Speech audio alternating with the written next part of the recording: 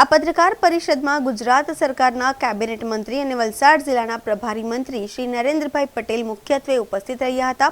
કાર્યક્રમની શરૂઆતમાં વલસાડ જિલ્લા ભાજપ પ્રમુખ શ્રી હેમંતભાઈ કંસારાએ ઉપસ્થિત તમામ મીડિયા કર્મીઓનું શાબ્દિક સ્વાગત કર્યું હતું।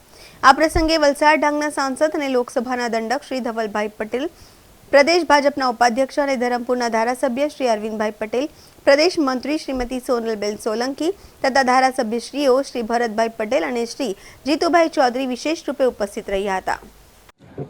वीबीजी रामजी अधिनियम 2025 ની મંજૂરી બંને ગૃહમાં મળી ગઈ છે।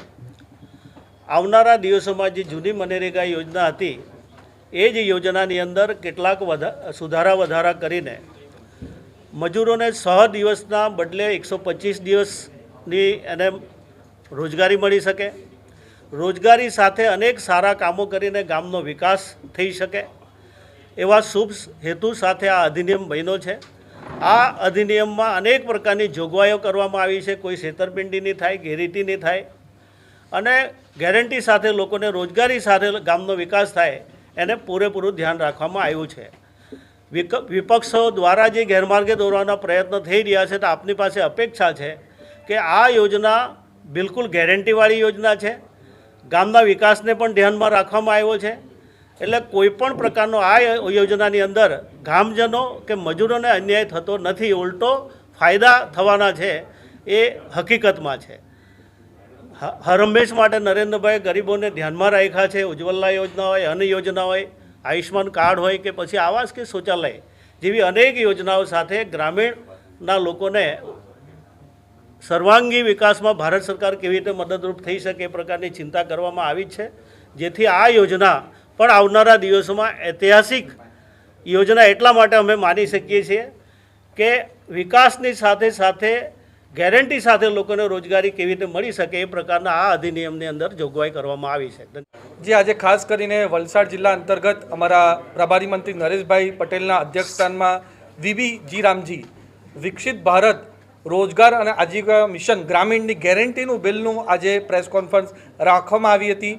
બંને ગૃહોએ એને પસાર કર્યો, એના પછી આપણા રાષ્ટ્રપતિએ પણ એનો અપ્રુવલ આપ્યો। એટલે આ જે મનરેગા હતો એના બદલે હવે વીબીજી રામજી બિલ એક કાયદો પસાર થયો। આમાં મુખ્ય જોગવાઈ પહેલાં જે મનરેગા હેઠળ 100 દિવસની રોજગાર આપવામાં આવતી હતી એના બદલે 125 દિવસની રોજગારી આપવામાં આવશે। પહેલાં જે પૂરી મેન્યુઅલ એન્ટ્રી થતી હવે પૂરું ડિજિટાઇલાઇઝ પૂરું થવાનું છે, બાયોમેટ્રિક થવાનું, જેનાથી કોઈ પણ જાતની ગેરરીતિ નહીં થશે। ત્રીજું સૌથી મહત્ત્વપૂર્ણ, હવે જેટલા પણ કામ આ નવા બિલ હેઠળ થશે એનું પૂરું જીઓ ટેગિંગ થશે, એના ફોટો પણ અપલોડ થશે, એટલે જે સાચા કામ છે એને જ પૈસા મળશે। ચોથું મહત્ત્વનું કે પહેલાં જે કેશમાં આપણે પેમેન્ટ કરતા હતા હવે પૂરું ડિજિટલના માધ્યમથી, ડીબીટીના માધ્યમથી જે પણ જે આપણો મજૂર વર્ગ છે એમના ખાતામાં ડાયરેક્ટ પૈસા પહોંચવાના છે। પાંચમું સૌથી મહત્ત્વનું વસ્તુ છે કે પહેલાં 15 દિવસ 20 દિવસ એમ કરીને મહિનાઓ લાગી જતા હતા પેમેન્ટ આપવામાં। આ જે નવું બિલ આવ્યું છે એમાં ગેરંટી છે કે કોઈ પણ મજૂર કામ કરે, કામદાર કામ કરે એને 7 દિવસની અંદર જ પેમેન્ટ પૂરું એમના ખાતામાં આપવામાં આવશે। પહેલાં 75% આપણે કેન્દ્ર સરકારથી ફંડિંગ હતું, હવે નવા બિલના હેઠળ 60% કેન્દ્ર આપશે અને 40% આપણા રાજ્ય સરકાર આપશે। જે આપણા હિમાલયન રાજ્ય છે એમાં 90% આપણા કેન્દ્ર સરકાર આપશે ને 10% રાજ્ય સરકાર આપશે, અને જે કેન્દ્ર શાસિત પ્રદેશ છે એમાં 100% આપણા કેન્દ્ર સરકાર દ્વારા પૂરું ફંડિંગ આપવામાં આવશે। એનાથી પણ મહત્ત્વપૂર્ણ, જે મનરેગા બિલ હતું એમાં 260 જેટલા કામ હતા। આ જે નવું આપણું વીબીજી રામજી બિલ આવ્યું છે એમાં ફક્ત 4 કામ પર જ પ્રાધાન્ય આપવામાં આવ્યું છે। એમાં જળ સ્ટ્રક્ચર હોય કે આપણે ગામના એસેટ કઈ રીતના ક્રિએટ કરવાનું એની પર ભાર આપવામાં આવ્યું છે। અને જેમ વાત કરી કે આનું પૂરું ગ્રામ સભા નક્કી કરશે કે કયા કામ કરવાના છે કયા નહીં। એટલે આ નવું બિલ છે એમાં ગેરંટી છે, ને સાથે સાથે સૌથી સારું વસ્તુ જે આમાં છે, પહેલાં જે વાવણી અને કાપણીની સિઝન હોય ત્યારે આપણા ખેતરમાં આપણા ખેડૂતોને મજૂરો નહીં બનતા હતા, કારણ કે એમને ગેરંટી કાર્ડ હેઠળ મનરેગામાં કામ હતું। એટલે આપણા કેન્દ્ર સરકારે દરેક રાજ્ય પાસે કેલેન્ડર માંગ્યું છે કે વાવણી અને કાપણી ક્યારે થશે, અને એના પછી એ 60 દિવસ આ નવું બિલ છે એમાં કોઈ પણ જાતની કામગીરી નહીં થઈ શકશે, જેનાથી ખેડૂતોને એ સમય પર મજૂર બને। એ રીતે રાજ્ય અને કેન્દ્ર સાથે મળીને કઈ રીતે આપણે સશક્ત ગ્રામ સભા અને વિકસિત ભારતનું મોદી સાહેબ સંકલ્પ લઈ રહ્યા છે એમાં આગળ વધવાનું આ પૂરી યોજના છે। આદિવાસી સમાજને કઈ રીતે લાભ થશે? દરેક સમાજ, આદિવાસી સમાજ હોય કે અમારો એસસી સમાજ હોય, ઓબીસી સમાજ હોય, દરેક સમાજને સાથે લઈને જે આ વીબીજી રામજી બિલ છે એમાં એ ગેરંટી કાર્ડથી એમને ફિક્સ કામ મળશે. સાથે મહત્ત્વપૂર્ણ છે કે જેટલા સમય 125 દિવસ પછી કામ નહીં હશે એમાં પણ બેરોજગારી ભથ્થું પણ એમને મળશે. એ રીતનું પૂરું પ્રાવધાન કર્યું છે. જેમ નરેશભાઈએ વાત કરી કે કોંગ્રેસવાળા ભ્રામક પ્રચાર કરી રહ્યા છે, જે નામ પણ આપણા ભગવાન શ્રી રામ પર રાખ્યું છે એનો પણ એ દુષ્પ્રચાર કોંગ્રેસ દ્વારા કરવામાં આવ્યું છે. પણ મહાત્મા ગાંધીજીએ જ્યારે અવસાન પામ્યા ત્યારે છેલ્લા શબ્દો પણ એમના હેરામાં જ હતા અને રામ ભગવાન સાથે પૂરા કરોડો ભારતવાસીઓનો આપણા પર શ્રદ્ધા રાખી છે. જ્યારે લોકસભામાં પણ આની વાત થતી હતી ત્યારે કોંગ્રેસવાળા આદિવાસી સમાજને આનાથી અલગ રાખતા હતા. ત્યારે પણ મેં વાત કરી હતી કે આદિવાસી સમાજ માટે પણ પ્રભુ શ્રીરામ સૌથી મોટા દેવતા છે. વનવાસના સમય પણ પ્રભુ શ્રીરામ સાથે અમારા આદિવાસી સમાજ રહ્યો હતો અને સાથે સાથે શબરીધામ માતા શબરી જે પણ આદિવાસી સમાજમાંથી આવે છે ત્યારે પણ પ્રભુ શ્રીરામ એમની સાથે ગયા છે. એટલે દરેક સમાજ આ બિલ સાથે છે.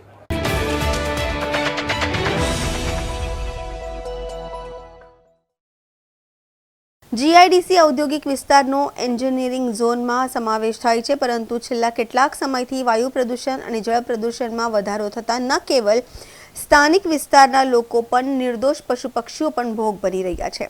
ઉમરગામ જીઆઈડીસી થર્ડ ફેઝ સંજાન મુખ્ય માર્ગને અડીને આવેલ ઔદ્યોગિક વિસ્તારમાં થઈ પાણીના નિકાલ માટે ડ્રેનેજનું નિર્માણ કરવામાં આવ્યું છે. છેલ્લા કેટલાક સમયથી પ્રદૂષિત પાણી વહેતું મુકાતા નિર્દોષ જીવો ભોગ બની રહ્યા છે. ગતરોજ અજગર તેમજ કાચબા મૃત હાલતમાં મળી આવ્યા હતા. જો કે સમગ્ર ઘટના અંગે જીપીસીબીને જાણ થતાં તેઓની ટીમ ઘટનાસ્થળ પર આવી પહોંચી હતી અને સમગ્ર વિસ્તારમાં સર્વે કરીને પાણીના સેમ્પલ લઈ જઈ તપાસ શરૂ કરી દીધી છે. પ્રદૂષણના લીધે નિર્દોષ જીવોનો ભોગ લેવાઈ રહ્યો છે. એવા સમયે સ્થાનિક વિસ્તારના લોકોમાં પણ રોષ જોવા મળી રહ્યો છે. સ્થાનિક વિસ્તારના આગેવાન સંદીપભાઈએ કયા ઔદ્યોગિક એકમ દ્વારા પ્રદૂષિત પાણી છોડવામાં આવે છે તે અંગે તપાસની જરૂરી કાર્યવાહી કરવા માંગ કરી છે. મારું નામ સંદીપભાઈ. અહીં ઉમરગામ જીઆઈડીસી ખાતે થર્ડ ફેઝ વિસ્તારમાં આ વન્ય નિર્દોષ જીવનો ભોગ લેવાઈ રહ્યો છે. કોઈને કોઈ એંગલથી પ્રદૂષિત પાણી છોડાવાઈ રહ્યું છે એવું લાગી રહ્યું છે. કેમ કે ત્યાંથી જે પાણીનો પ્રવાહ પસાર થાય છે એની અંદર આ અજગર મરેલો જોવાઈ રહ્યો છે, પ્લસ એક કાચબો બી મરેલો છે. ગઈકાલે બી 2-3 કાચબાઓ ઊંધા પડેલા મરેલા જોવામાં આવેલા હતા. તો આ કયા વિસ્તારમાંથી કઈ પ્રકારનું પાણી આ છોડાવાઈ રહ્યું છે એની નિષ્પક્ષપણે તપાસ થાય એવું અમારી માંગણી છે.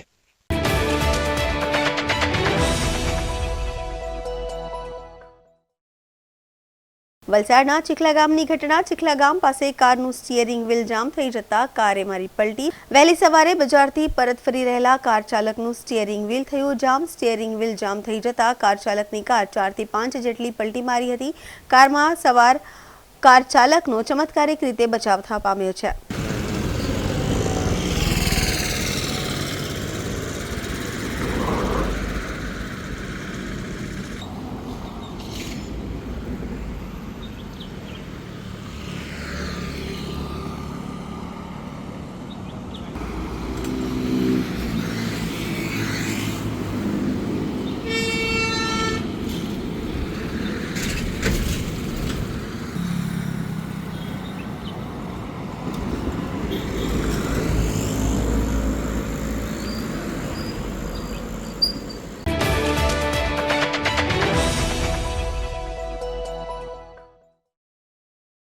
નમસ્કાર મિત્રો, હું હાર્દિક સોલંકી હાર્દિક જન પરિવર્તન ટ્રસ્ટ તરફથી તમને જણાવવા માંગુ છું કે હાર્દિક જન પરિવર્તન ટ્રસ્ટ ચીખલી તરફથી ચીખલીની અંદર પહેલીવાર એક બ્યુટી અને વેલનેસનું સેમિનારનું આયોજન કરવામાં આવ્યું છે.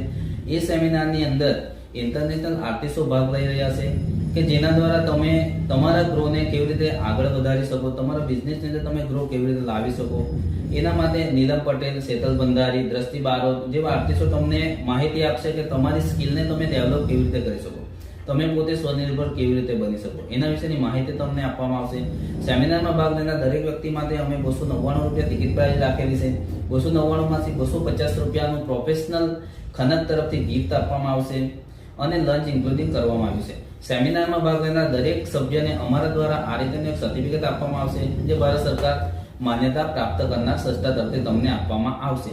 તો અમે આશા રાખીએ છીએ કે તમે દરેક સભ્યો આની અંદર ભાગ લેવો અને તમારા બિઝનેસને તમે ગ્રો કરો.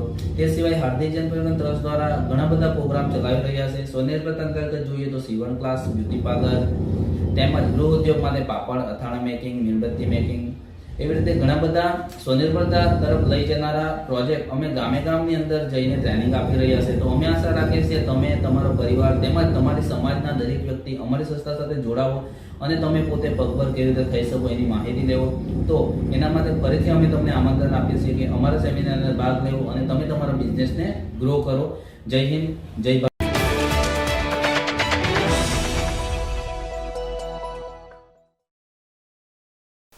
ધરમપુર પંથકમાં ડ્રાઈવરની ઘોર બેદરકારી સામે આવી છે. સિંધુબર ગામથી અવધા ગામ જતેર વિડીયો સોશિયલ મીડિયામાં વાયરલ થઈ રહ્યો છે. ધરમપુર તાલુકામાં પેસેન્જર ભરેલા વાહનોમાં જે રીતે જોખમી મુસાફરી કરવામાં આવી રહી છે તેને લાઈવ વિડીયો સામે આવ્યો છે. ડ્રાઈવરની આ લાપરવાહી કોઈ મોટી દુર્ઘટનાને આમંત્રણ આપી શકે છે. શું તંત્ર આ બાબ જાગશે?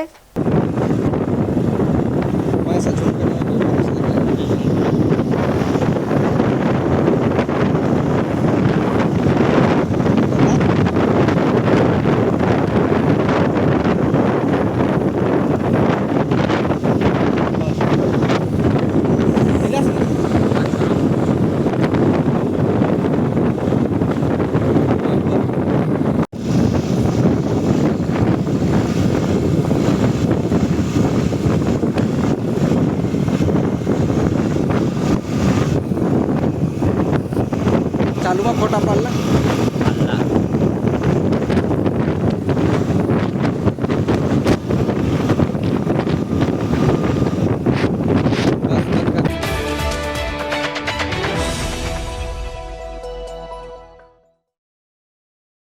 વાપીના એક શૌચાલયમાં એક મહાકાય અજગરનું રેસ્ક્યુ ટીમ દ્વારા બહાર કરવામાં આવ્યો હતો. અજગર નીકળતા લોકોમાં ફફડાટ ફેલાઈ ગયો છે.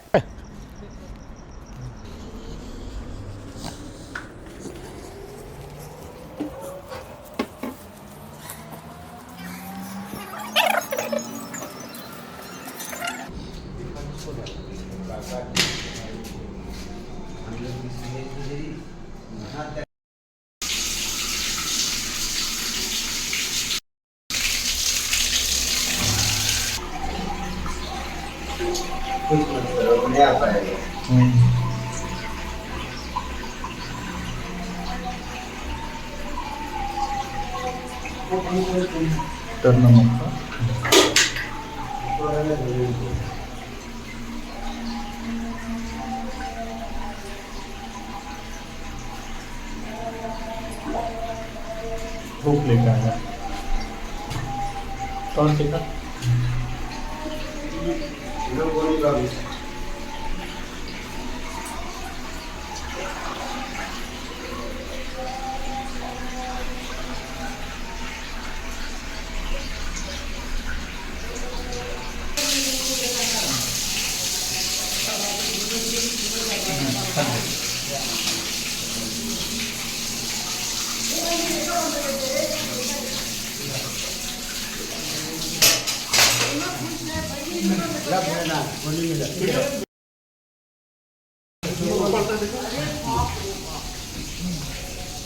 पकड़ो मैं हूँ